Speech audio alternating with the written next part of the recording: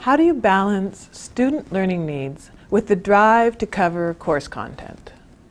It's not really a balance for me. I would always place students' learning needs above the curriculum. So if it's a choice between giving up a small section of the curriculum in order to really go with a topic that's motivating students, that they're really interested in, that's a rich learning experience, I will always sacrifice a bit of the curriculum for that. Hopefully it doesn't come to that where I have to make a choice, but I have done that in the past where the more I teach, and I've been teaching about as long as you, the less I feel I need to follow rigidly the curriculum. I do set everything out at the beginning of the term, day by day for myself, so I know what I want to cover.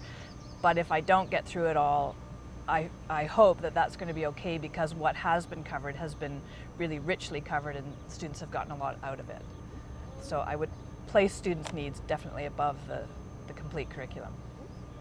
My approach is similar, actually, and it's something that's evolved over time as well and with experience. But I think that if you back up the course material with a really good textbook, and you know that there's certain material that they are responsible for in the content of that course that you haven't quite covered or given a lot of attention to in the classroom, you know, I make sure that I refer to the textbook that covers that and emphasize the fact that they have a little more personal responsibility for that piece. Occasionally you get opportunities that are unique windows of opportunity that you have to kind of go with in the classroom. A good discussion that you know, lends a lot of value to the course material, that provides them with a certain standpoint or an understanding.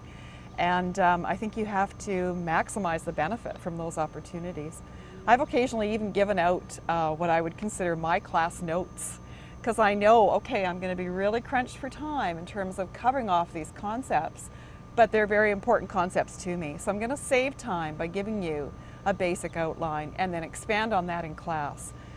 So there's a variety of strategies you can make use of, but I think if you provide lots of good support material, you can go with the flow in the classroom. And I think that's one of the ways that the web-based materials can really help. I put a lot of my course materials on the web, and so as you say, if I can't completely cover everything in class, I can always direct students to the web-based materials later on, and they can look at it on their own time. Everything is there for them the whole term to access, so it's great, and they really use it. That's always a challenge, and I guess for me, I have to trust in the process of the students. They have a certain amount of readings, they'll get a certain amount from the readings, they know what they're supposed to be doing in terms of the readings, and I just try to zero in on what is, I feel, the most important for that day, because there's no way we can ever cover everything in the curriculum, so I really try and tailor it and not make it content heavy, but still try and cover or trust that they're doing their readings and they are learning as well. Yeah. So I don't actually see it as kind of a balancing. I think that the students' learning is always going to be my #1 priority, and I will be constantly adjusting what I plan to cover. But don't let the curriculum kind of dominate me, because if the students aren't learning, I don't really see the point of having the class. So I will drop things from the curriculum if necessary, and I wouldn't let the curriculum compromise my teaching. So I guess I would be, I mean, I tend to be a bit of a rebel. I would say, who says the curriculum doesn't allow? So I would be talking about maybe with my colleagues about whether the curriculum needs some revising or changing, but I would always try and have a lot of experiential learning. I love when learning can be transformational.